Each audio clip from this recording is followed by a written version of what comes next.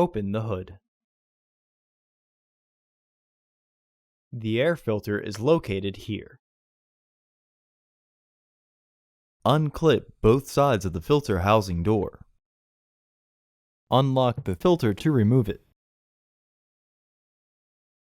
Remove the old filter from the housing. Insert your new filter into the housing. Lock the filter into place. Close the filter housing door. Close the hood. Order your parts today at filterheads.com. Also, please like our video and subscribe to our channel so you won't miss any new content.